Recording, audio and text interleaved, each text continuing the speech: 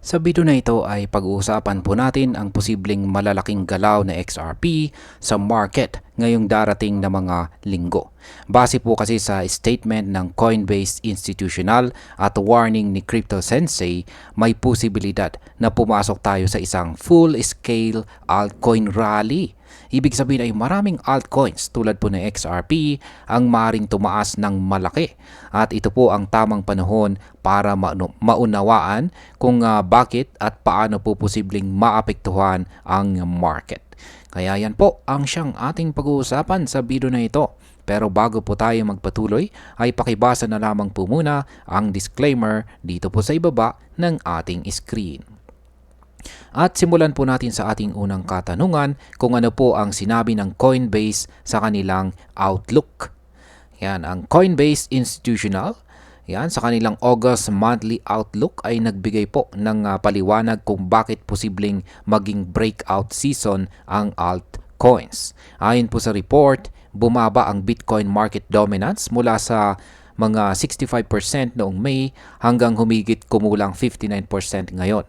Samantala, ang total altcoin capitalization ay tumaas ng higit sa 50% mula early July.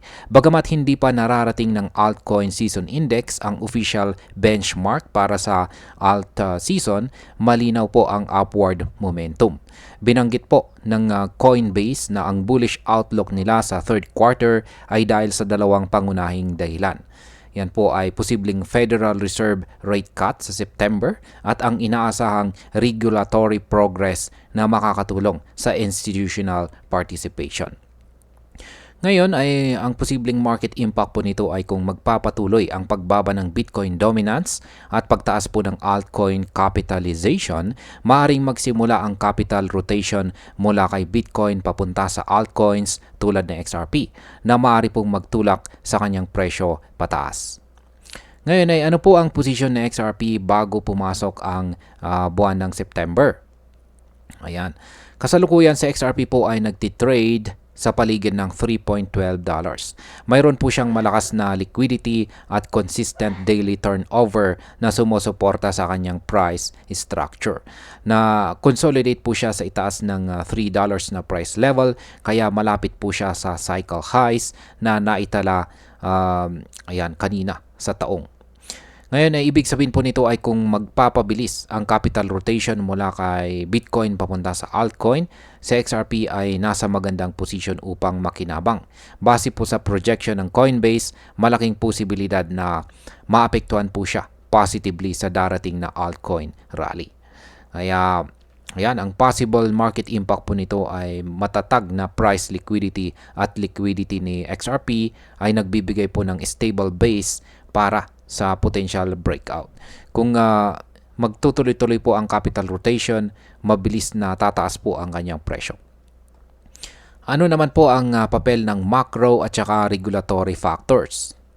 Ayon po sa Coinbase, mayroong higit sa $7 trillion yan ang hawak po ng US money market funds. Kung bumaba po ang interest rates, maaari po silang mag-redirect sa risk assets tulad ng crypto na magdadagdag ng liquidity sa market. Kasabay nito ang progress po sa regulatory clarity, lalo na po sa stable coins ay magpapadali para sa institutional players na pumasok sa market. Dahil dito ay maaring makakita tayo ng malaking upside kay XRP na historically ay nagpapakita ng lakas tuwing altcoin rallies. Ngayon ay mas maraming institutional funds ang pumasok, mas mataas po ang posibilidad na tumaas ang presyo ng XRP at ang iba pang mga altcoins. Ngayon ay paano po balansehin ang opportunity at saka risk? Ayan, balancing opportunity and risk. Sang-ayon ang mga industry analyst sa assessment ng Coinbase. Ayan, declining Bitcoin dominance at rising altcoin liquidity ay mga classic signals ng upcoming rotation. Ngunit nagbabala rin ang Coinbase na ang tunay na alt season ay depende po sa sustained flows papunta sa altcoins at kakayahan ng key tokens na mapanatili ang gains sa monthly closes. Sa XRP po ay maaring maapektuhan ng macro shift, bigla ang pagtaas ng Bitcoin dominance or unexpected regulatory challenges. Kaya mahalaga pong maging handa sa parehong potential gains at saka risk. Ngayon, ang possible market impact po dito ay ang market ay pwedeng mag-fluctuate ng malaki. Depende po sa macro trends at saka regulatory news. Kaya si XRP ay maaari pong tumaas or bumaba depende sa mga factors na ito.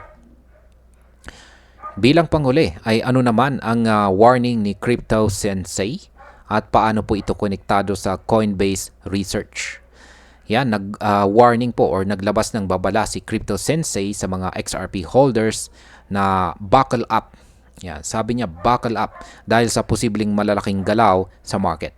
Ang kanyang babala ay tugma po sa research ng Coinbase na tungkol sa macro easing prospects, regulatory improvements at weakening Bitcoin dominance na nagsama-sama upang lumikha ng fertile ground para sa powerful altcoin rotation. Sa XRP po ay may solid foothold sa $3 at robust liquidity. Ay maaari pong makinabang ng malaki kung magaganap ang inaasahang altcoin season. Sa ngayon nakatutok po ang lahat sa September para makita kung magbibigay ang setup na ito ng breakout na hinihintay ng mga XRP holders. Kaya ang possible market impact po rito ay kung magtutuloy-tuloy ang lahat ng positive factors, maaari talagang mag-experience or makaranas si XRP ng malakas at mabilis na rally sa market.